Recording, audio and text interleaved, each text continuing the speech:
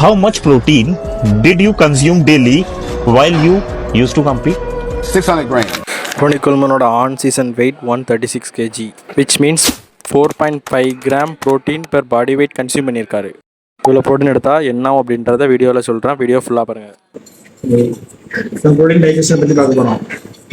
இதுதான் ப்ரோட்டீனோட chemical formula. இது amino ஆசிடாக convert ஆகும். இந்த அமினோ ஆசிடோட காமனான கெமிக்கல் ஃபார்முலா வந்து இதுதான். இந்த அமினோ ஆசிட் மசில் பில்ட் பண்ணுறது மட்டும் இல்லை, நியூட்ரிஷன் டிரான்ஸ்போர்ட் பண்ணுறது, என்சைம் ப்ரொடக்ஷன், அப்புறம் டேமேஜான டிஷ்யூவை ரிப்பேர் பண்ணுறது அப்படின்னு நிறைய வேலை இருக்குது. இதெல்லாம் முடிஞ்சதுக்கப்புறம் மிச்சம் இருக்க அமினோ ஆசிட் என்னவா கன்வெர்ட் ஆகும் அப்படின்னா, இது மற்ற ஒவ்வொரு அமினோ ஆசிட்க்கும் கார்பன் அப்புறம் ஹைட்ரோஜனோட நம்பர் மாறும்.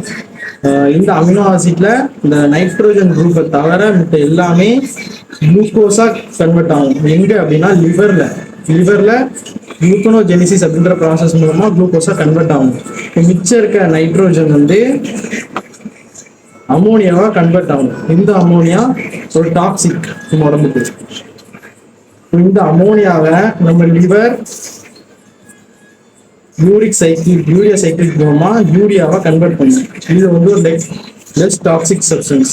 இந்த யூரியாவை நம்ம உடம்பு கிட்னி மூலமா ஃபில்டர் பண்ணி நார்மலான எக்ஸிஷன் ப்ராசஸ் மூலமா யூரின் மூலமா வெளியே.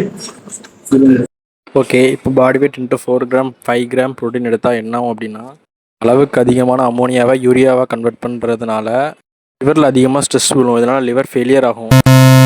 அதே தான் கிட்னிக்கும். யூரியாவை அளவுக்கு அதிகமாக எக்ஸ்க்ரீட் பண்ணுறதுனால கிட்னிலையும் அதிகமாக ஸ்ட்ரெஸ் விழும். இதனால் கிட்னியும் ஃபெயிலியர் ஆகும்.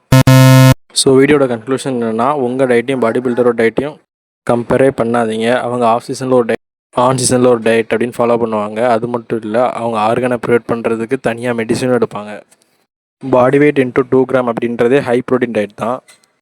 இப்போ நீங்கள் எக்ஸ்ட்ரீம் கேலரி டிஃபிசிட்டில் இருக்கீங்க, இல்லை ஜீரோ காப் டயட்டில் இருக்கீங்க, இல்லை பீக் வீக்கில் இருக்கீங்க அப்படின்னா 2.5லேருந்து 3 கிராம் வரை ப்ரோட்டீன் எடுக்கலாம். அதுவும் உங்கள் கிட்னி ஹெல்த் நல்லா இருந்தால் தான்.